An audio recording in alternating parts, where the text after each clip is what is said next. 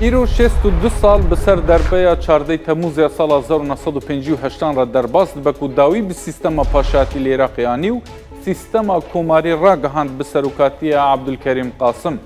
پشتی چندین سالان درکت کو او فرماندار سربازی کرد فعلیه.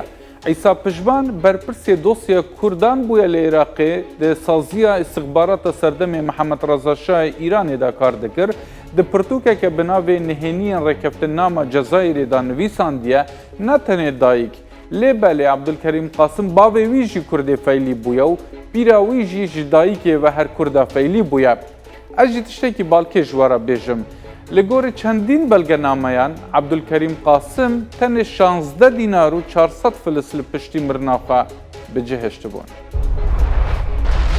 افسه روژن بارانه که بگور لچند نافچین باکور کردستانی دباره بردوامه چند لحیجی لهن نافچیان چه بونه و زیان جیل پیخوانینه لآگریه زاروکه کی جیانا خوش دست دایا لتوخا سر به بیت لیسه 3 خانی و 4 فروشگاه بناف بونه لخیلاتی زیانگاه های 200 دونه من عرده چاندنیه لی سازیا کشناسیه ترکیه هشداریه ده و پیش بینیا چه بونه لحیان لارزرم اردخان ایدرو موشا باکور کردستانی دکه وزیر چاندنیا عراقی را گهاند چندین ولاتان داخل جوان کرنک و بروبومین چاندنی و گوشت جوان را بشینن.